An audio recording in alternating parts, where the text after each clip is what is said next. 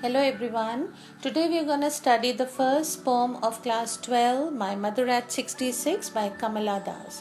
इस वीडियो में हम कवर करेंगे about the poet, about the poem, theme जिसको poem में central idea भी कहते हैं, ruling emotions, setting, genre meaning poem किस style में लिखी गई है, enjambment employed, irony of human relationships जिस पर पोइटस ने यहाँ रिफ्लेक्ट किया है, significance of the sense of movement, fear pain ache of the poet.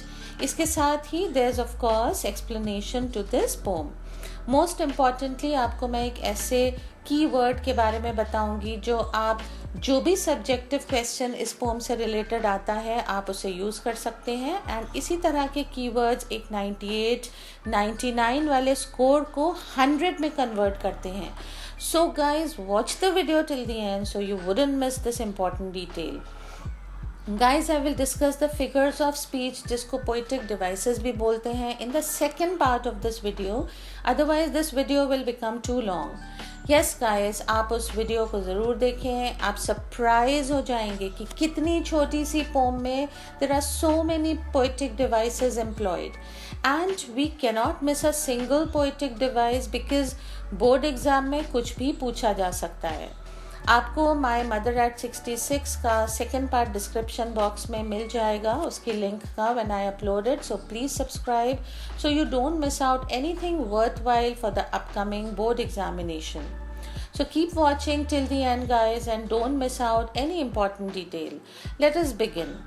अपने अपलोडेड वीडियोस में जो poems a thing of beauty and aunt Jennifer's tigers पर बेस्ड थे, हमने आपको बताया था कि बहुत ज़्यादा डीप में जाने की नीड नहीं है where poets and authors are concern, because exam में इनके नाम के अलावा कुछ भी पूछा नहीं जाता है।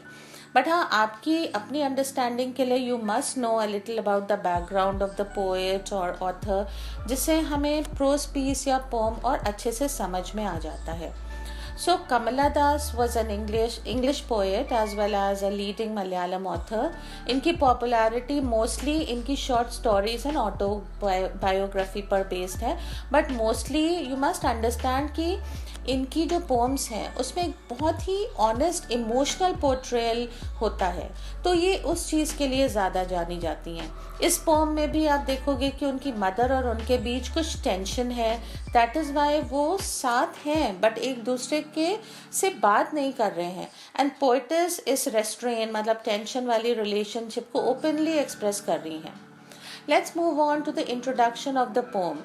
ये पोम डीपली टचिंग है, बेस्ड ही मदर डॉटर रिलेशनशिप पे है, तो ऑब्वियसली बहुत ही टचिंग है, मूविंग है, जैसे बोलते हैं दिल को छू लेने वाली है, फर्स्ट पर्सन में लिखी गई है एंड कन्फेशनल पोम है, मतलब पोएट्स ने अपनी लाइफ से रिलेट करके ऑटोबायोग्राफिकल वे में इसे लिखा है। इसके अलावा एक झलक हमें मदर डॉटर रिलेशनशिप की भी देखने को यहाँ मिलती है जो कि कॉम्प्लेक्स है। Okay, in this poem will see कि जिस तरह की रिलेशनशिप कमला दास अपनी मदर के साथ शेयर कर रही थी, it was full of complexities जो हमें यहाँ देखने को मिलती है। पोम में बहुत जगह इमेजरी एम्प्लॉयड है एंड पोएट का फियर डोमिनेंट है। और फियर क्या है जो हमें यहाँ समझने को मिलता है कि उसकी मॉम रैपिडली ओल्ड हो रही हैं and soon she will die, जो हमेशा के लिए उन्हें उनकी मॉम से सेपरेट कर देगा। तो एक डोमिनेंट फियर और पेन और एक तीनों वर्ड्स पोम में यूज़ हैं यहाँ पे हमें देखने को मिलता है। नेक्स्ट देखते हैं पोम का थीम या सेंट्रल आइडिया क्या है। गाइस, थीम या सेंट्रल आइडिया बहुत ही इंपॉर्टेंट होता है किसी भी चैप्टर में या पोम में। पोम में यूजुअली अगर आपको थीम पता है तो आप सोच लो कि you know half of it, आप ऑलरेडी आधी पोम तो समझ ही जाओगे। इस पोम में कमला दास जिस थीम को या सेंट्रल आइडिया को या जिस इमोशन को कैप्चर कर रही हैं वो है number 1 complexity of human relationships, और कॉम्प्लेक्सिटी ऑफ ह्यूमन रिलेशनशिप को उन्होंने रिफ्लेक्ट किया है थ्रू सिम्बॉलिज्म, इमेजरी और बहुत सारे दूसरे फिगर्स ऑफ स्पीच की हेल्प से। इनके दिल में हमेशा से एक डर था जिसे पोम में फेमिलियर एक बोला गया है, जो चाइल्डहुड से इन्हें डराता आया है, और वो ये है कि एक दिन इनकी मदर इनसे दूर हो जाएंगी थ्रू डेथ। थर्डली हम देखते हैं elderly, that is old people की क्या एक्सपेक्टेशंस हैं, हेंस वो भी एक पैरेलल थीम है। इसके अलावा देयर इज अ सब theme of advancing as and the fear of loss and separation, जो हम सब के दिल में किसी ना किसी के लिए होता है, स्पेशली अपने पेरेंट्स के लिए, and that is why we can all relate to it, and that's why ये पोम इतनी ज़्यादा मूविंग है। गाइस, नेक्स्ट हम देखते हैं कि पोइटिस के रूलिंग इमोशंस यहाँ क्या हैं। उसके रूलिंग इमोशंस है अप्रीहेंशन का मतलब होता है वरी, फिक्र करना, देन फियर, ग्रीफ, ये इसलिए कि all the time she scared, वो डरी हुई है कि उनकी मदर थ्रू डेथ उनसे दूर हो जाएंगी, और डेथ के थ्रू जो सेपरेशन होता है उसको हम कभी भी फिल नहीं कर सकते।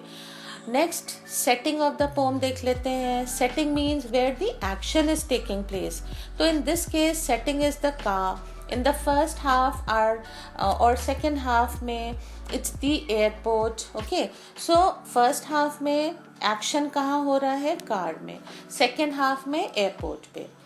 Next let's move on to the genre की अगर हम बात करें तो it's a free verse.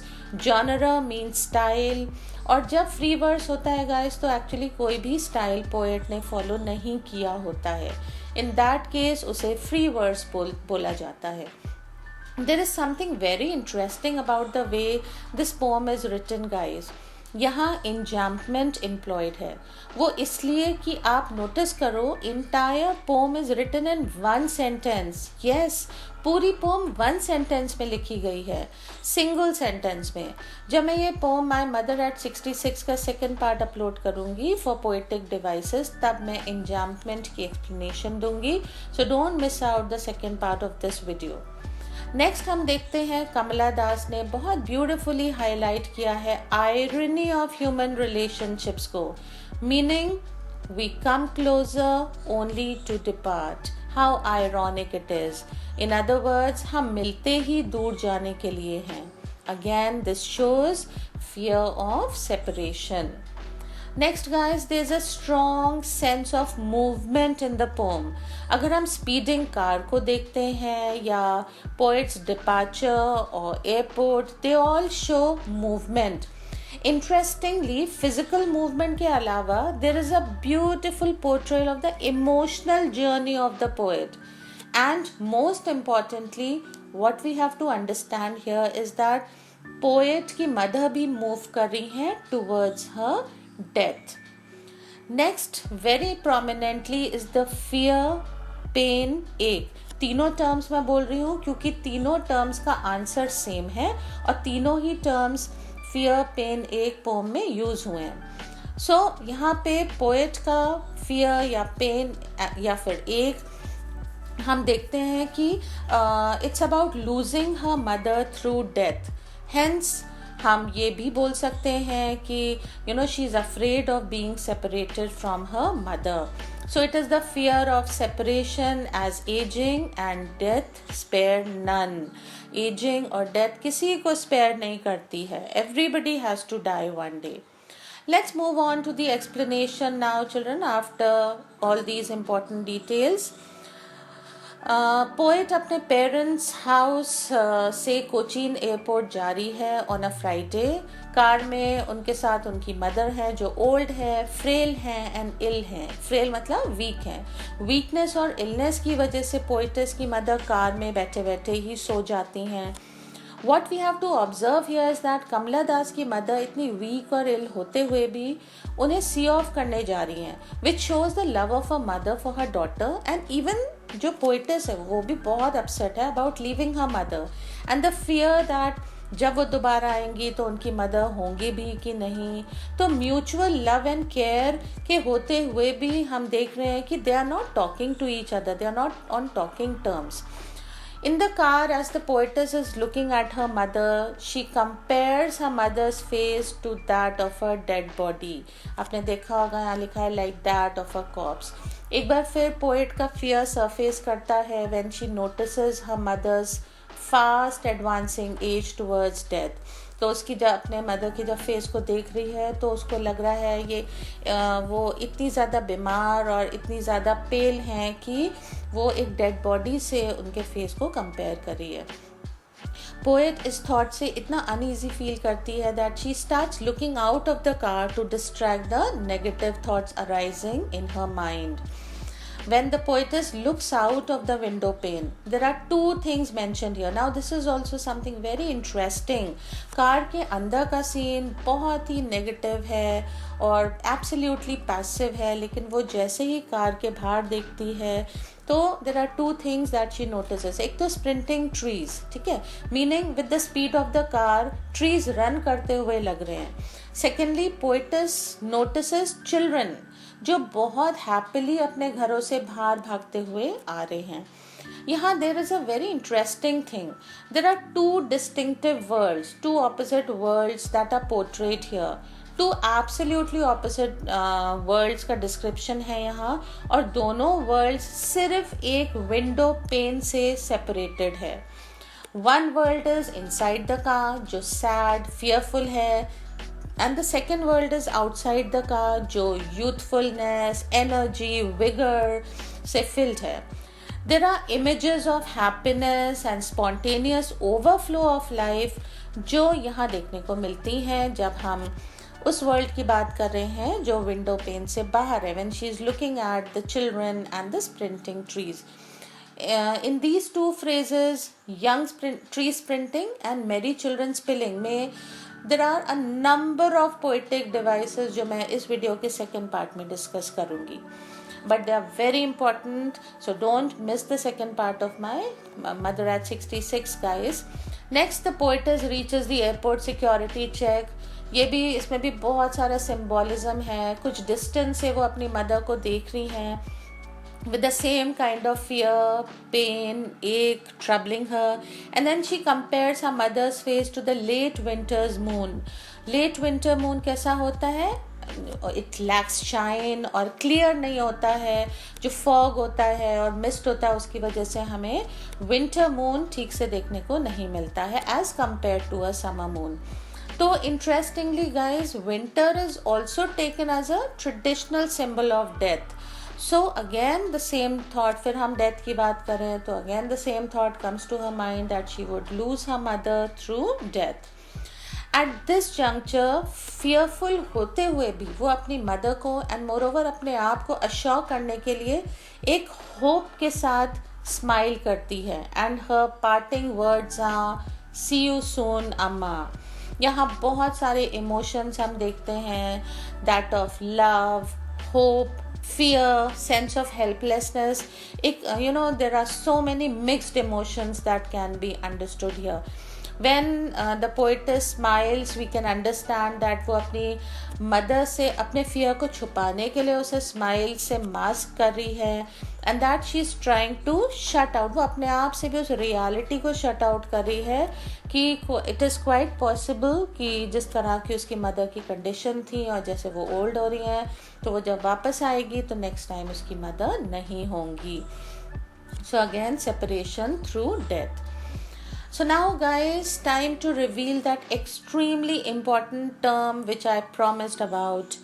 The term is sonoscene. Sonoscene का मतलब क्या है? It is an organic process of growing older and showing the effects of increasing age. अगर हम देखें तो actually all of us are undergoing this organic process. हम bit by bit, moment by moment, we are also nearing our death ना, हम भी तो grow कर रहे हैं. हिंदी में सोनेसन का मतलब होता है बुढ़ापा. मैं एक एग्जाम्पल दे रही हूँ कि आपको कैसे यूज़ करना है इस टर्म को अपने आंसर में. The poetess was haunted by the nagging fear of losing her mother through sonoscene. The poetess was haunted by the nagging fear of losing her mother through sonoscene. देखिए है ना, ये सेंटेंस एक complete answer है अपने आप में, and this is the kind of standard that you should have in your answers if you want to score 100% result. The speciality of this term is that जो भी सब्जेक्टिव क्वेश्चन इस poem से related आता है आप उसे use कर सकते हैं. एंड जैसे मैंने पहले बताया, इसी तरह के कीवर्ड्स एक 98 99 वाले स्कोर को 100 में कन्वर्ट करते हैं.